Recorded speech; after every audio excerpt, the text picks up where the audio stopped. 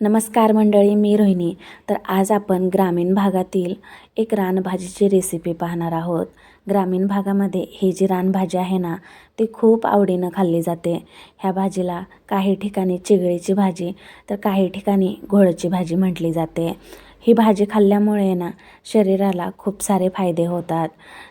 ह्या भाजीमध्ये ना खूप फायबर असल्यामुळे पचन सुधारण्यासुद्धा मदत होते. चला मग झटपट अशी रेसिपी पाहूया.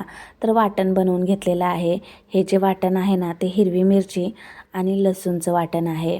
फक्त दोनच जिन्नस जे आहे ना, ते मिक्सरच्या भांड्यामध्ये टाकून वाटून घेतलेलं आहे. आता पाहू शकता ही जी भाजी आहे ना, ती अशी काहीशी दिसते बरं का. तर ही भाजी निवडून स्वच्छ अशी धुवूनसुद्धा घेतलेली आहे. तर ह्याला आहे ना खूप सारी लांब सडक असते, त्यामुळे ना मधोमध अशी थोड्या थोड्या अंतरावरती चिरून घ्यायची आहे. आता गावरान रानभाजी म्हटल्यानंतर आहे ना शेंगदाण्याचं कूट आलंच. त्यासाठी आहे ना शेंगदाणे खरपूस असे तव्यावरती आहे ना भाजून घ्यायचं आहे.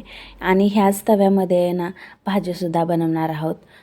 लोखंडी तव्यामध्ये आहे ना रानभाजी बनवल्यानंतर आहे ना खरंच खूप चविष्ट लागते. त्यामुळे आणि भाजी बनवतासुद्धा येते ह्या तव्यामध्ये, कारण हा जो तवा आहे ना तो खूप असा खोलगट आहे.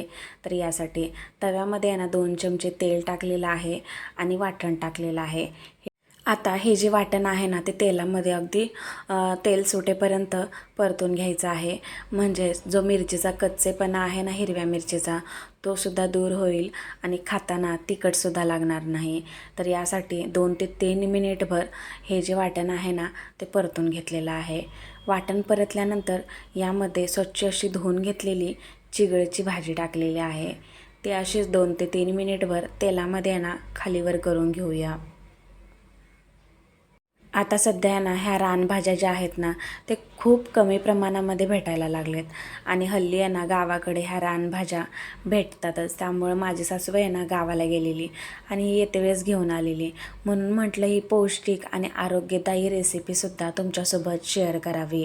आणि कशी वाटते मला नक्की कमेंट्स करून सांगा.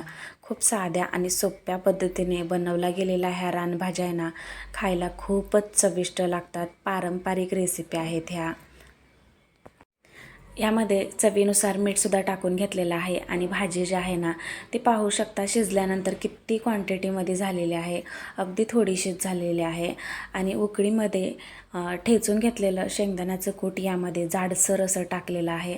त्यामुळं भाजीची जी चव आहे ना ती खरंच खूप अप्रतिम होते. आणि काही नाही हो, खूप काही एक्स्ट्राचे मसाले वगैरे ॲड करायची काहीच गरज नाही आहे.